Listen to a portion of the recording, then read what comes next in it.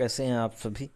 आज के इस वीडियो में हम अगस्त ऑफर के बारे में बात करेंगे। अगस्त ऑफर क्यों आया था और आ, ये क्यों रिजेक्ट कर दिया गया इंडियंस द्वारा। तो अगस्त ऑफर जो है 8 अगस्त 1940 को आया था और उस समय गवर्नर जनरल जो थे वो लिनलिथगो थे। लगभग ये पूछ लेता है कि लिनलिथगो जो अगस्त ऑफर है, फिर क्रिप्स मिशन, इंडिविजुअल सत्याग्रह, ये सारी चीज़ें कब क्यों किसके गवर्नरशिप में हुआ था, कौन गवर्नर था। तो लिनलिथगो थे। 1936 से 1943 तक थे। अगस्त ऑफर जो है ये इसलिए आया था कि इंडियंस जो है वो ब्रिटेन जो वर्ल्ड वार है उसमें पार्टिसिपेट करें ब्रिटेन की तरफ से। तो इसलिए ये ऑफर आया था कि इंडियंस को किसी तरह पार्टिसिपेट कराया जाए, क्योंकि मैंने बताया था कि ये लोग रिजेक्ट किए थे और गवर्नमेंट जो है रिजाइन की थी इसके खिलाफ में। तो इसीलिए ये अगस्त ऑफर आया था। और इस अगस्त ऑफर में ये था कि ये लोग युद्ध खत्म होने के बाद भारत के संविधान बनाने की चर्चाएं करेंगे और काउंसिल में भारत को जगह देने की बात करेंगे। ये सारी चीज़ें थी इसमें। लेकिन इसको जो है इमिडिएटली रिजेक्ट कर लिया गया इंडियंस द्वारा। अब इंडिया जो है धीरे धीरे आज़ादी की तरफ बढ़ रहा था और पहले हम डिमांड करते थे चीज़ों को, अब हम रिजेक्ट कर रहे हैं। अब हमें जो चीज़ें नहीं पसंद है उसे हम रिजेक्ट कर दे रहे हैं। अगस्त आवर वो लाए थे और हम रिजेक्ट कर रहे थे इसके जो खिलाफ। 17 अक्टूबर 1940 को गांधी जी ने सजेस्ट किया इंडिविजुअल सत्याग्रह का। इंडिविजुअल सत्याग्रह यानी कि कोई अकेले जो है दिल्ली चलो का नारा देकर अपना आगे बढ़ता जाएगा और इस प्रकार ये सत्याग्रह चलता रहेगा। तो पहले जो सत्याग्रही थे वो विनोबा भावे थे और इन्होंने पवनार जो है महाराष्ट्र में, वहाँ से ये इंडिविजुअल सत्याग्रह शुरू किया था। दूसरे सत्याग्रही जो थे जवाहरलाल नेहरू थे। इनका स्लोगन था दिल्ली चलो, सबका स्लोगन था। लगभग 20,000 सत्याग्रही हुए जो कि इंडिविजुअल सत्याग्रह को कंटिन्यू रखे। ये लोग non violent, they would keep fast silent protest, no mass movement. तो मास मूवमेंट नहीं था ये और ना ही ये साइलेंट प्रोटेस्ट था ये, और धीरे धीरे करके आगे बढ़ रहे थे लोग। 1941 में क्या हुआ, 1941 में, कि जापान जो है सेकेंड वर्ल्ड वॉर में पार्टिसिपेट करता है, इंटर करता है। और जर्मनी और इटली की तरफ से 1941 में इंटर किया वर्ल्ड वॉर में। तो मार्च 1942 में हुआ क्या कि क्रिप्स मिशन फिर से आया। अगस्त ऑफर के बाद मार्च 1942 में क्रिप्स मिशन आया। स्टीफर्ड क्रिप्स जो है इसमें आए थे।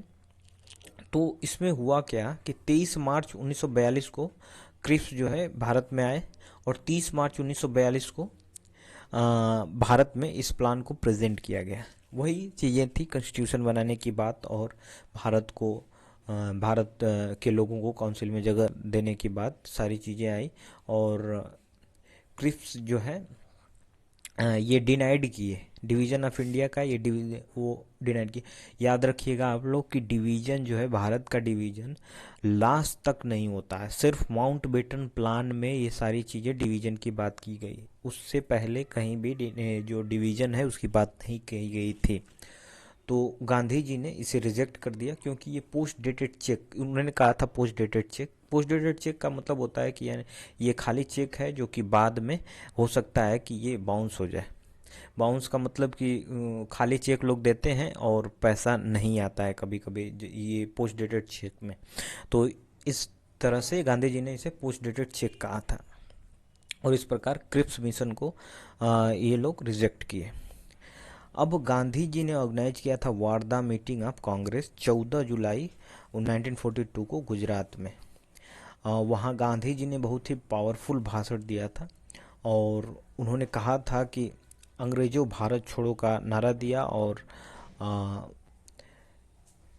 एक मुट्ठी, वहाँ से उन्होंने भाषण दिया था कि एक मुट्ठी, वो जहाँ खड़े थे वहाँ मिट्टी का ढेर था, बालू था।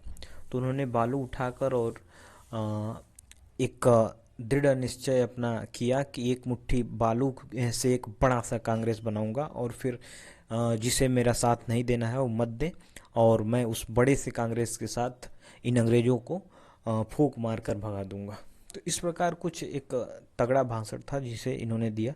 14 जुलाई 1942 को प्रपोजल पास हुआ नेशनल मूवमेंट का। 8 अगस्त 1942 को ग्वालियर टैंक ग्राउंड बॉम्बे में है, यहाँ से प्रपोजल पास हुआ किस चीज़ का, तो क्विट इंडिया मूवमेंट जो है इसका प्रपोजल पास हुआ ग्वालियर टैंक ग्राउंड बॉम्बे से।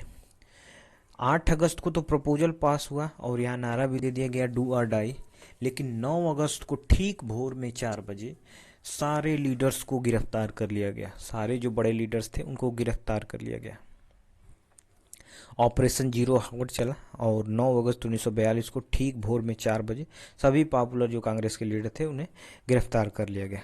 जैसे गांधी जी थे तो इन्हें आगा खान पैलेस में रखा गया था। गांधी जी के साथ महादेव देसाई इनके सेक्रेटरी और इनकी वाइफ भी थी जो जेल में ही मर गई थी, तो ये आगा खान पैलेस पूना में थी। डॉक्टर राजेंद्र प्रसाद जो थे पटना में थे बांकीपुर जेल में। मौलाना अबुल कलाम आजाद बांकुड़ा जेल में थे बंगाल में। जवाहरलाल नेहरू जो थे अल्मोड़ा जेल में थे उत्तराखंड में थे। जयप्रकाश नारायण जो है हजारीबाग में थे। और सभी जो लीडर थे वो अहमदनगर फोर्ट जेल में बंद थे। अब हुआ ये कि इतना बड़ा जो आंदोलन गांधी जी ने चलाया था, क्या वो खाली जाएगा? ये सारे लीडर्स जो हैं वो अरेस्टेड थे। क्या किया जाए, कैसे किया जाए? ये ऐसा मोमेंट हुआ जिसमें कि पब्लिक ने मास मूवमेंट किया और पब्लिक ने खुद के बल पे इसे लीड किया और बिना लीडर के ही ये आंदोलन चला और ये सक्सेसफुल भी रहा। इसमें कुछ छुटपुइये लीडर्स थे जो कि साथ दिए थे, जैसे कि जो जयप्रकाश नारायण थे हजारीबाग में थे। इन्होंने जेल को कूद गए, जेल से भाग गए और आ, नेपाल के जंगलों में छिप गए थे। वहाँ से वो छिप छिप कर अटैक करते थे अंग्रेज़ों पे, और राजविलास का जंगल था वहाँ पे वो छिपे हुए थे और वहाँ से अटैक करते थे। धीरे धीरे अटैक करते करते वे फिर से एक रिवॉल्यूशनरी ग्रुप बनाए आज़ाद दस्ता और बॉम्बे की तरफ बढ़े। बॉम्बे में क्या था कि सेक्रेट रेडियो स्टेशन चला रही थी उषा मेहता, राम मनोहर लोहिया और अच्युत पटेवर्धन।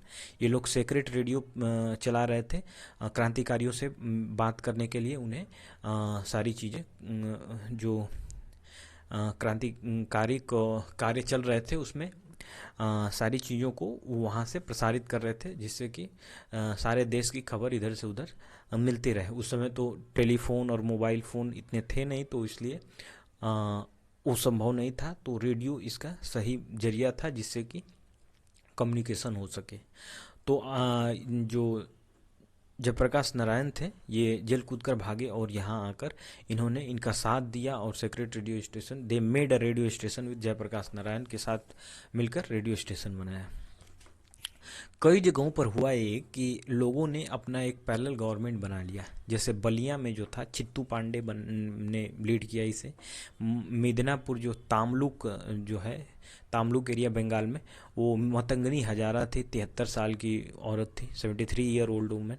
और सतारा महाराष्ट्र में जो थे वाई बी चौहान थे, लॉन्गेस्ट टाइम तक अपनी गवर्नमेंट बनाए रखे।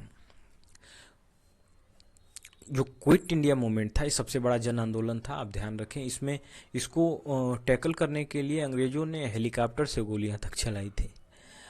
10 फरवरी 1943 को गांधी जी ने हंगर स्ट्राइक शुरू किया जेल में ही, और 6 मई 1944 को on health ground Gandhi ji was released from the jail. तो कुछ कारण थे जिससे कि गांधी जी ने हंगर स्ट्राइक किए थे और 6 मई को उन्हें हेल्थ ग्राउंड के उस पे बेसिस पे बाहर निकाल दिया गया।